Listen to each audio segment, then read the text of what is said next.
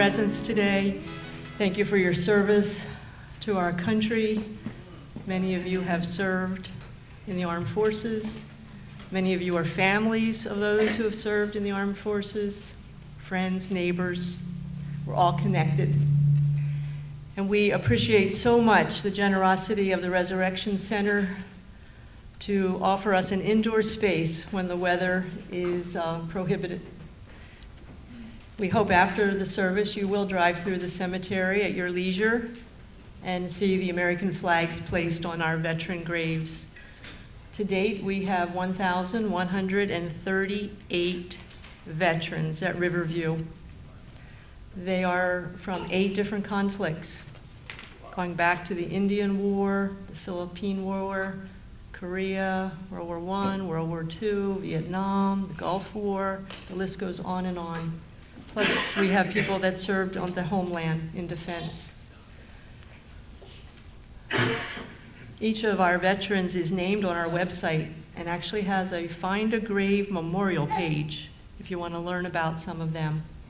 And after the program today, we have a folder with all of them listed alphabetically if you'd like to look up someone that you might wonder about and see if they are at Riverview.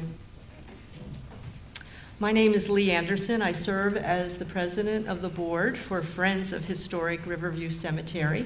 Other board members are here with me today, and I'm sure you've met them and will continue to meet them afterwards.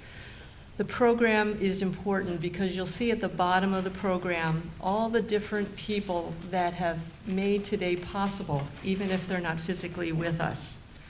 If you noticed when you walked in, the donations at the back of the room are for Delaware's homeless veterans. And many people from all over contributed to those gifts. You know, Friends of Historic Riverview Cemetery has been in charge of Riverview for the past 10 years. This is our 10th year. And for those of you that drive down Market Street or Washington Street, you might get a glimpse of it.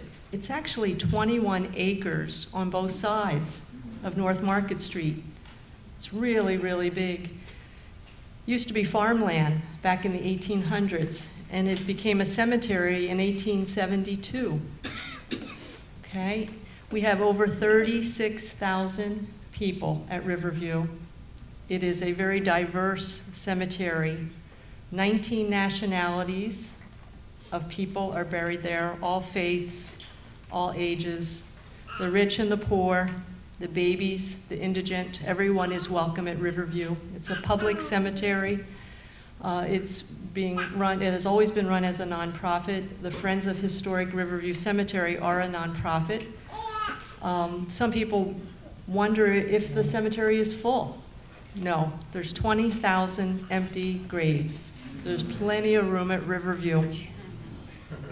Plenty of room. Our day today is to remember those who died serving our country. It's a day of remembrance, and it's also a day where we recognize and honor our veterans that are here in our midst, and we support those that need support. So right now I'd like to invite Representative Charles Potter and his wife, City Treasurer Velda Potter, to make some brief remarks. Good morning. Good morning. And give an honor to all the vets who passed and all you veterans who are living now. And thank you for your service. I used to get time to myself, but every time now I go someplace, they always say Charles Potter Jr. and his wife. So I can't get any time. I had to share time with her, which is okay with me. But I also want to take time to remember the veterans who are disabled, homeless, and jobless, and make sure we help them out.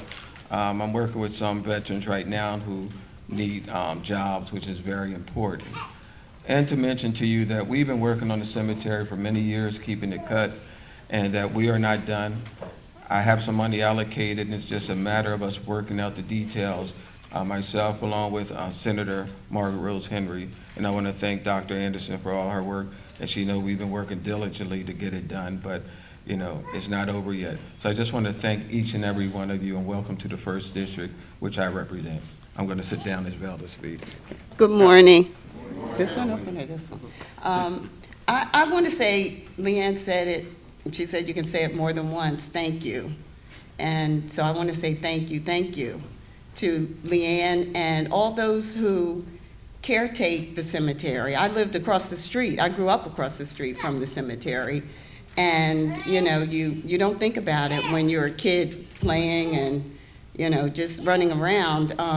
But now I have such an appreciation for what it means to have a place of dignity and honor as a final resting place.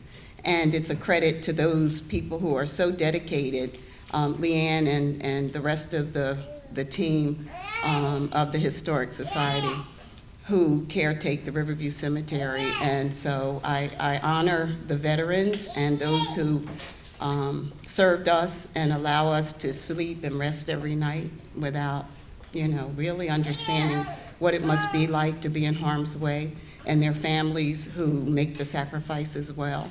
But I also thank those who honor them now by just giving them a place with dignity to rest. And I wish you all a wonderful day. So I understand that Sam Guy has arrived, a member of City Council. Would you come and give a greeting, please? Good day, everyone. Guess on behalf of Wilmington City Council, I want to show my appreciation to all of you for honoring the deceased here on Memorial Day. In my family, this is a very special day because my mom had one brother, and he was a junior at Howard High School, and his name is Samuel L. Crawford. And he left his junior year from Howard High School, marching band, track man, and he went into the Korean War. And he's missing in action till this day. And as I said, his name is Samuel L. Crawford. And my grandmother and my mom told me that's why I'm Samuel L. Guy. So Memorial Day has an extra special meaning, as I said, in my family. And when sometimes families have folks that are like the replacement of those who are lost in the military. And so a lot of people ask me a lot of times, why do I care about things? Like I helped get that African American Medal of Honor put there with Wilson K. Smith. He needed a legislator to help him get that done. And I sponsored that stuff. And a lot of people say, you know, why do you care about these types of things? And that's why I care. And I know all of you have family, relatives, friends. And thank you for coming out and honoring them, because there's a lot of people who don't come out and they don't understand the importance and the value of the people who put on a uniform so that we can do all the routine things we do today, like going to Wawa and pumping gas. They make all that possible. So thank you all for coming out. I'd like to welcome John Cartier, Newcastle County Councilman, to offer a greeting to us. Thank you, Dr. Anderson. We have a lot of thank yous we need to hand out today to all our veterans who are with us still and served our country, to those who gave the ultimate sacrifice for our country. Thank you. To Friends of Riverview Cemetery for uplifting and raising this People's Cemetery, the largest cemetery in Delaware, and making it once again an important place for community. And thank you to all the elected officials and the Resurrection Center who are working to sustain this cemetery in its place. I'm here to honor your service, whoever you are, in the public elected sphere, the nonprofit, the veterans, today, this great day, Memorial Day, where we salute those who have given us, you know, and protected our country and sustain us so we can have freedom. So for all of you here today, thank you very much. Newcastle County Council, we appreciate everything you do here, and I'm very glad to be here with you all. Thank you. Okay, well, let's let the music begin. I'd like to welcome the men's choir, the Royal Priesthood Men's Choir, to sing for us. America, America, God shed his grace on thee and crowned thy good with brotherhood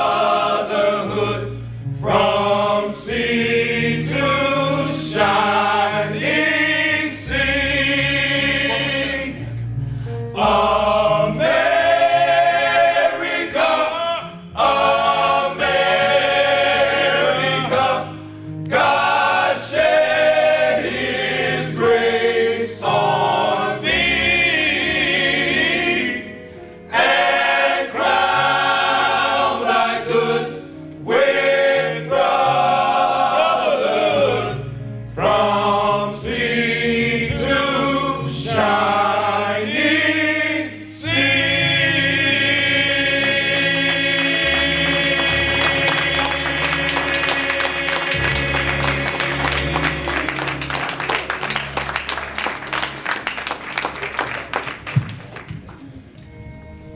If tomorrow all the things were gone, I've worked for all my life, and I had to start again with just my brothers by my side.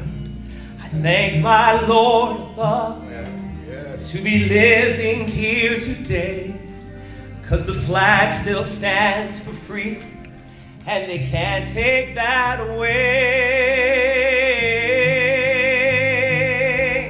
And I'm proud to be an American, where at least I know I'm free. And I won't forget the men who died, who gave that right to me. And I gladly stand up next to you and defend her still today.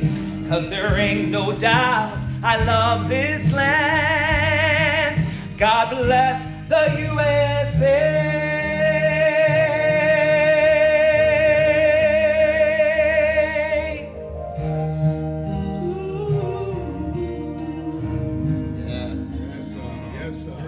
From the lakes of Minnesota to the hills of Tennessee, across the plains of Texas, from sea to shining sea, from Detroit down to Houston, from New York to LA, where there's pride in every American heart, and it's time we stand and say that I'm proud to be an American, where at least I know I'm free.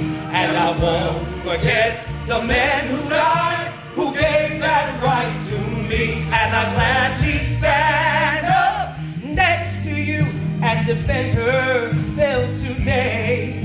'Cause there ain't no doubt I love this land. God bless the USA.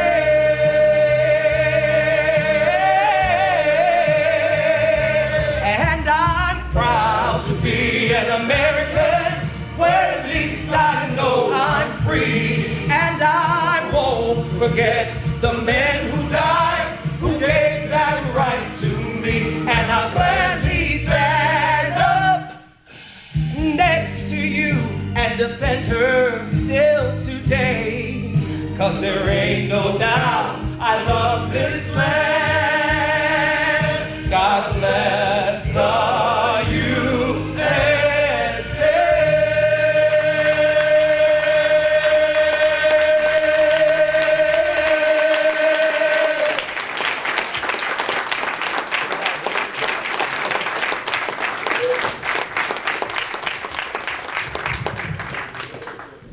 We are so grateful to have, as our special guest today, we're so grateful to have Dr. Todd Townsend from the Resurrection Center. Dr. Townsend carries over 3 decades of ministry experience. He's a preacher, a teacher, a lecturer, conference speaker, cross-cultural and cross-denominational ministry consultant. And his life's journey, his educational pursuits, his history of leadership, all combined makes him a very enthusiastic servant of God. And that is what really unites us, is we are all connected in various ways on how we serve in our world.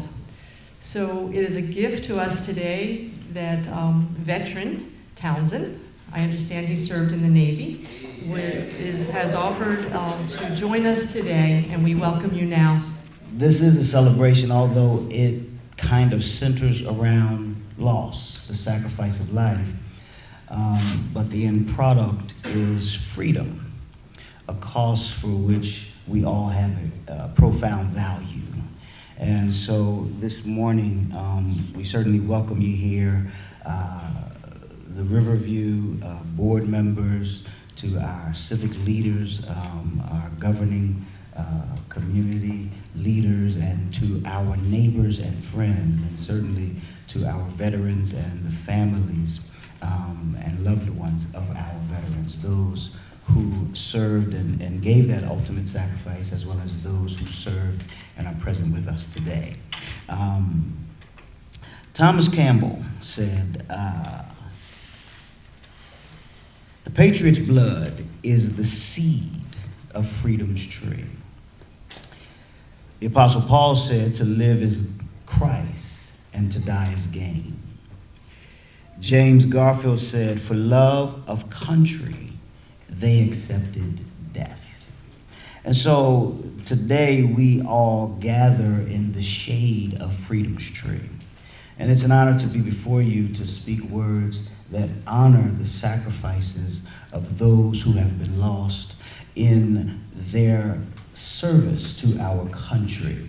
As I drove in today, actually before I got in my car, it's funny, I hadn't sung it in a while, but all the words came back to me. My country, 'tis of thee, sweet land of liberty.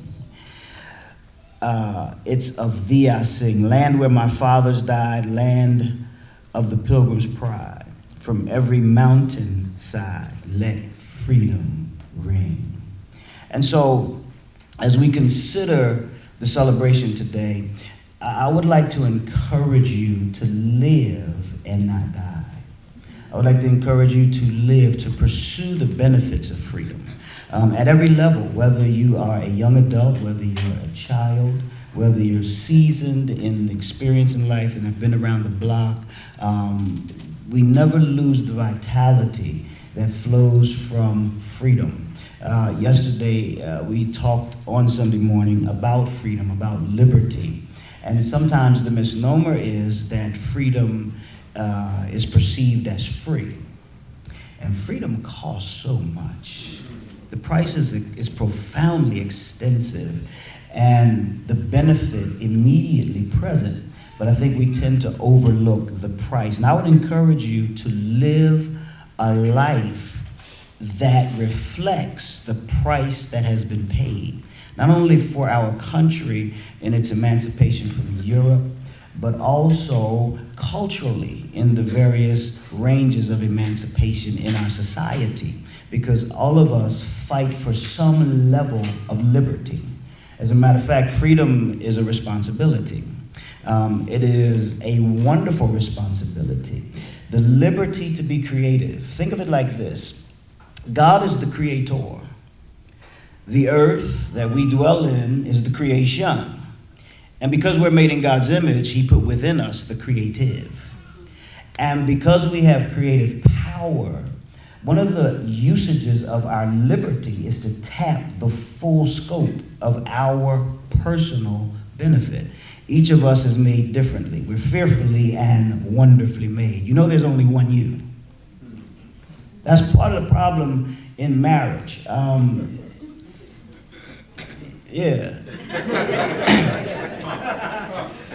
very often the fight is about the person or the sibling or the friend or the coworker not doing what I would do. You should have done what I would have done, right? And so here's the problem with that. If in actuality both of you are exactly alike, one of you is absolutely unnecessary.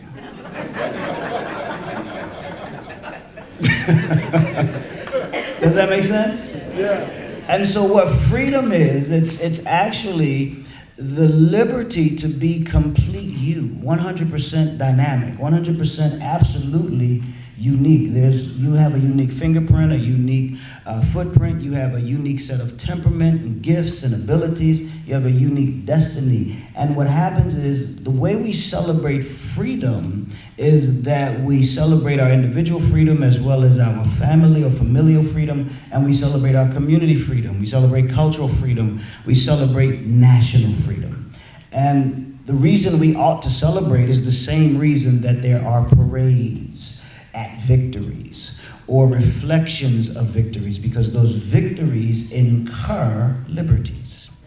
And so I would encourage you today, as we reflect, that's part of the silver lining, the sweet flavor that combines with the loss. Because you have the paradox, you have the two-sided coin, you have the loss of a loved one, and you have the benefit of their life. In the church, we think of what Paul said, and I quoted it earlier, to live is Christ and to die is gain. The cross, the church celebrates the cross of Jesus Christ, which is known as a barbaric instance of oppression and torture and ultimately death. But the beauty of it is that God is able to make all things work together for good. And so something so tragic ultimately takes on the definition of something profoundly positive, something that is life-giving. And when we think about the loss of our loved ones or the sacrifices of our sons, our daughters, our mothers, and our fathers, the idea is certainly that we grieve. You will never be free of some level of grief because of authentic love. But at the same time, we are benefactors of the price. My mother, Darlene Henderson Townsend, Henderson is her married name. She was married to Charles Henderson, who would have been to me a stepfather, but he gave his life in the Vietnam War. And so consequently, my mother and I have been a benefactor of the GI Bill. Now, when I was 18, I was too, I'm trying to find the right term, buck wild. To take full advantage and listen to what she told me of the college opportunity I had. So I did not go to school at the time. But nevertheless, I care for my mom now. She recently came down with cancer, breast cancer, and through the process, she wrote a book, and we moved her in with us. And so we care for my mother. And to this day, she still benefits from the sacrifice of Charles Henderson. And so that's a very specific way in which the sacrifice has benefited my mom and our family, as well as the larger context we consider today, whereby the sacrifice of individuals benefits our country. And so we celebrate it. Historically, what you may or may not know is that the original celebration occurred with a parade of freed slaves and Union soldiers marching through Charlotte, Charleston, South Carolina in 1865. And then in 1866, the official birthplace of what we call Memorial Day is Waterloo, New York, because after its observance there in May of 1866, John Murray and General John Logan called on all communities to honor the war dead every year. And so you have this process where this celebration has birth and development. In 1868, General Logan, impressed with how the South had honored fallen Confederate soldiers for years, issued a proclamation that Decoration Day be observed nationwide, which was one of the original terms, Decoration Day, which preceded Memorial Day. May 30th was chosen specifically because it was not on the anniversary of a battle. Now, yet many Southern communities did not want to honor Decoration Day due to lingering resentments over the Civil War. But in 1866, some ladies from Columbus, Mississippi, went to Friendship Cemetery and they laid flowers on both Union and Confederate soldiers' graves. And so the Greenleaf's New York Tribune printed the story on the unprecedented and the unprejudiced acts of honor, and it created a sort of a widespread interest. And so it was seen as a healing touch to the nation. And I think that's very important. So Memorial Day still serves the purpose of a healing touch. We do something here. My wife, Pastor Cleo, instituted something that we do on occasion where those who have lost loved ones come together upstairs, and we have candles and soft music, and people are able to come into that environment and simply mourn or reflect on a loved one. And we find that the power of that is so therapeutic because often we need a context or an occasion to celebrate the life as well as mourn the loss. And I think Memorial Day has that healing touch. And so I remember, and I'll close with this, I remember being stationed in Sardinia, Italy on the USS Orion. It was my first experience out of the country, traveling to Italy. And there on the ship, I conducted night watches. And in the night hours, we would dog down the doors, and it was advised that people would stay off of the outer rim of the ship. Particularly, we took 10-day cruises from Sardinia, Italy, every 3 months. Spain, De Palma, Spain. Where else did we go? Oh my God, we went to Greece. Yeah, how you know that? We didn't go to Malta. U.S. Navy. You know the tours. USS Independence. So, split Yugoslavia, and those were very exciting times.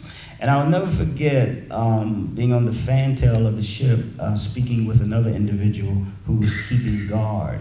And how do I tell this story? There were officers that you liked, and there were officers that were unliked. Does anybody know what I'm talking about? Yes. Okay, I just need to know I have a witness in the room. And one of the consequences of being an officer who may have been on a power trip and maybe did not incur the loyalty of the crew is that the crew could be pretty vicious. And they came up with some really extreme ideas. So long story short, it wasn't safe for certain officers to kind of hang out on the exterior of the ship at night because the person on watch would turn a blind eye, so to speak. Man overboard, that's a good way to put that. Yeah, man overboard. And so I'll never forget, I've been teaching recently on culture, the construction of culture, and the deliberate change of our belief system or our self-value, our life principles. And I'll never forget that I was at risk of believing in that system. In other words, as a young Navy recruit fresh out of boot camp, there were those who were influencing me to be disrespectful and disregard the authority of certain officers. And I'll never forget that my whole philosophy was addressed and changed by a guard that sat on the fantail. And I sat there with him as we watched in the night and listened to the sound of the ocean. And he explained to me the value of loyalty to our country to the point of self-sacrifice. And he said, it's a conflict for you if you spend time thinking about how to do harm to one of your own officers. Instead, what you should consider is how you may be loyal to the United States of America and, as it were, my commitment. And out of that loyalty comes the construction of not only the unit where people feel safe and as one team, but everybody understands our sense of purpose. And I think in our day, that story comes to mind because it's a profound reminder about loyalty.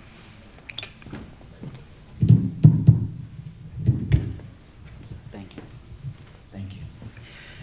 And all I would encourage is that we maintain a spirit of loyalty and energy, literally a spirit of zeal or fervency, because of the sacrifice that is given, and that we would be very careful not to be misled away from appropriate value.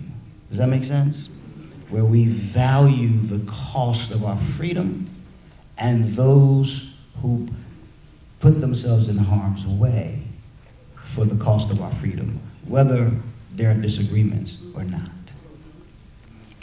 So, with that said, I'm going to return to the thought I had when I was driving in. My country, 'tis of thee, sweet land of liberty. It's of thee I sing, land where my fathers died, land of the pilgrim's pride. From every mountainside, let freedom ring. Thank you for speaking to us and sharing your experience and your heart. At this time of the program, I'd like to invite Ted Cocker and his wife Joan Wheeler to name those killed in action that are buried at Riverview Cemetery. We are here today to honor those veterans who died while in the military service. From the beginning of the American Revolution in Lexington, Massachusetts in 1775 until today, more than 1.4 million Americans have lost their lives in the various revolutions, battles, insurrections, police actions, conflicts, or wars in which we have been involved. From that fateful day in 1775 to the continuing conflict in the Middle East, American men, women, and children have laid down their lives to ensure continued freedom for us. We at Riverview are privileged to be the caretakers of the final resting place of but a small fraction of those individuals. Today, we honor 17 of those brave souls who were killed in action and are interred at Riverview. Private Lewis Cranmer Thorpe, United States Army, 23 October 1918, World War I. Private Lindley K. Gallagher, United States Army, 21 September 1918, World War I. Corporal Lawrence R. Witzel, United States Army, 4 October 1918, World War I. Lieutenant J.G. Watson B.D. Lenderman, Jr., United States Navy, 16 October 1918, World War I. Private George Wood, United States Army, 22 October 1918, World War I. Captain Robert Lee Coleman, United States Army Air Corps, 4 December 1943, World War II. Technician 5th Class Clayton Jones, United States Army, 16 April 1944, World War II. Private 1st Class Walter S. Brinton, United States Army, 6 June 1944, World War II. Private Franklin J. Polster, United States Army, 6 June 1944, World War II. First Lieutenant Carl H. Dorschel, United States Army, 16 August 1944, World War II. Sergeant Robert L. Barnes, United States Army, 1 September 1944, World War II. Staff Sergeant John Joseph Neubauer, United States Army, 6 September 1944, World War II. Private Walter D. Cooper, United States Army, 19 September 1944, World War II. First Lieutenant Robert Stone Currier, United States Army, 21 September 1944, World War II. Private Howard W. Hill, United States Army, 21 September 1944, World War II. First Lieutenant William S. Kempen, Jr., United States Army, 28 November 1950, Korean War. And Private First Class Robert David Alexander, United States Army, 20 May 1967, the Vietnam War. We also take this opportunity to remember the remaining 1,121 veterans who are also buried at Riverview.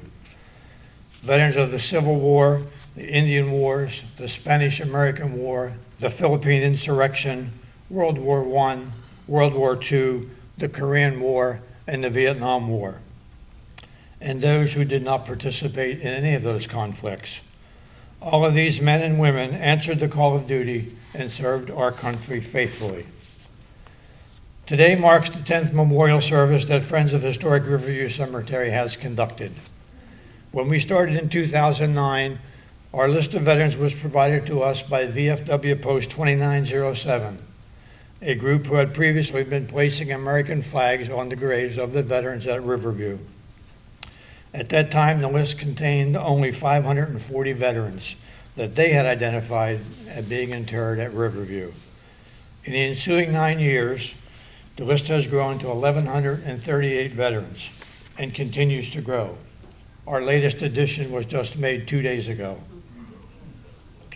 As we identify our research and these veterans and continue our research of those who are buried at Riverview, we often encounter information relating to veterans that we find very interesting and we share. Yes, we do recognize Sergeant John Schilling III, our Civil War Medal of Honor winner, Lieutenant Elizabeth Kiefer, who served in the Army Nursing Corps during World War II, Evelina Griffin, a member of the Women Army Corps during World War II. But today, I'd like to share just 2 short stories with you. Samuel Chambers, a prominent Wilmington politician, and his wife Laura Bailey Chambers had 13 children, 7 boys, 6 girls. Many of the family are interred at Riverview. What is of interest to us is that at least 4 of their 7 sons are veterans and are interred at Riverview. All of them survived the conflicts in which they were involved. Harold was born in 1877 as a veteran of both World War I and World War II. He was a staff sergeant in the Army Artillery Corps. He died in 1954 at the age of 76, and we know he spent at least 23 years in the Army. Raphael was born in 1878 and is a veteran of the Spanish-American War. He was a private in the 1st Delaware Infantry. He died in 1956 at the age of 77. His brother Norris was born in 1893 and is a veteran of World War I. He was a private 1st class in the Army Medical Corps. He died in 1936 at the age of just 42. James, the last and the 4th, was born in 1895 and is a veteran of World War I. He was a private in the Army Infantry Corps. He died in 1962 at the age of 66. Quite the family. The second story involves brothers Nelson and Thomas Jefferson Wood.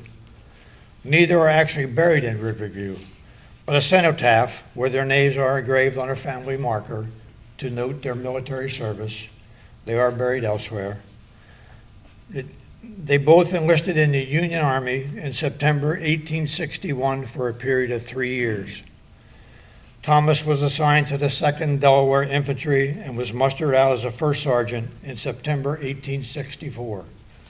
He was wounded at the Battle of Gettysburg, but survived 3 years of service. He died in January 1894 at the age of 51. His brother Nelson, not so lucky. Nelson was assigned to the 1st Delaware Infantry as a corporal.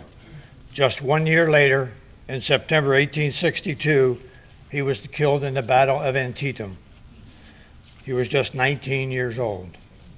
His remains were interred on the battlefield where they remain today. These are just two of the thousands of stories that played out over the last 243 years. Hopefully they'll give you a sense of the commitment and sacrifice made by not only our veterans, but all veterans and their families.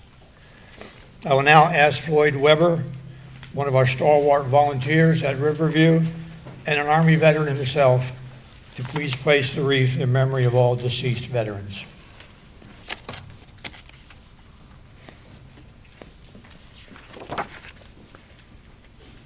Thank you. I'm going to invite Dave Mosley next, followed by President of City Council Shabazz, President Shabazz. We're most proud of the Layton home that's going to be called the Pearl Center. And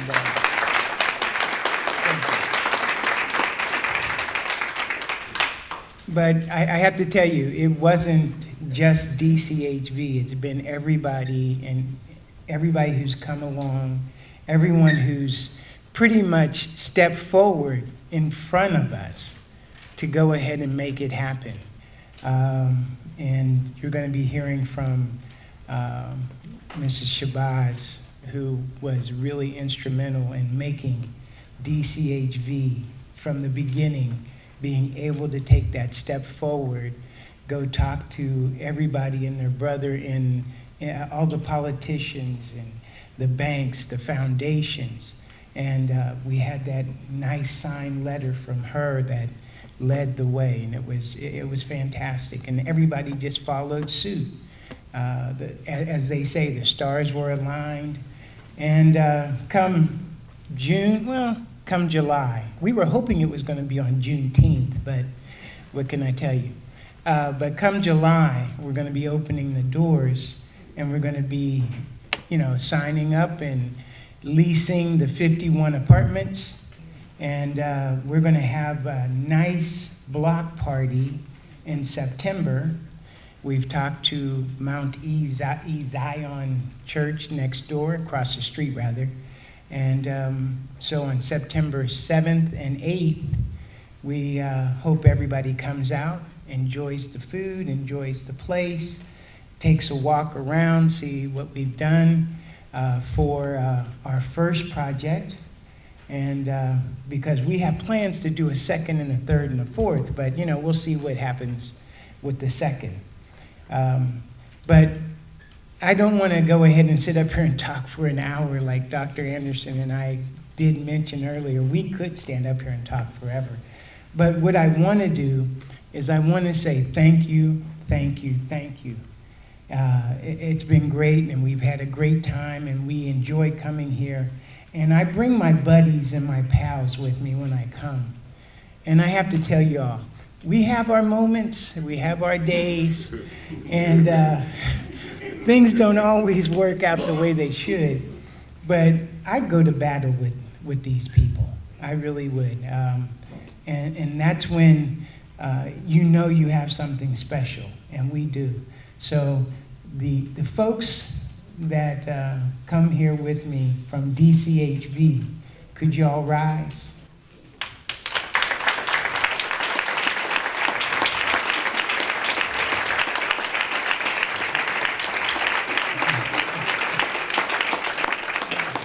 And again, like I wanted to say, thank you very much. Good morning, everyone. Good morning. what a beautiful day this is to bring memory to those who have sacrificed their life for us to have the freedoms that we have here in our country. I want to thank everyone, the Riverview organization that brings this to light, that takes care of the cemetery, because even though they might be gone, but they're not forgotten. I know everyone is probably home with their families and are getting ready to have their barbecues or just celebrate, but I hope that they all take a moment to remember that it's because of the individuals who have fought the many wars representing this country that we do have the freedoms that we have. And Reverend Townsend, I have to say your words today really reflected strongly with me, gave me history of this day that I did not know, and to let us know that we're all in a battle. We're all constantly fighting battles to maintain this freedom. We're all working to make sure that our children have the kind of privileges that we have. So let's not forget what others have done for us and all the various positions that we hold. And I love your analogy that we should not take it personal, that we all have a commitment to the authority of this country, to the Constitution, to the rules by which we live, to be able to do what's best for our country, for our cities. So I want to applaud all of you for coming out this morning, and thank you for the opportunity, for this privilege to not only speak to you, but to serve you as President of City Council, because we are at war. We are at war against the things that are poverty, we're at war over equitable education, and we still have more work to do because our children need us. And thank you, all those who serve in the world, for showing us how to do that. Thank you. Somewhere there's a mother crying in her hands, praying for her son who's fighting in the sand. Somewhere there's a boy who's in the danger zone, fighting to ensure his mother's safe at home. And oh, say, can you see that all freedom isn't free? Thank you for doing what you do, so we have the right to live the way we choose. Someone has to sacrifice, risk their own to save a life. Thank you for doing what you do, what you do, what you do, what you do. Somewhere there's a father thinking of his child. He couldn't be more proud, but somewhere for a while. Somewhere there's a girl who's in the danger zone, fighting to ensure her father's safe at home.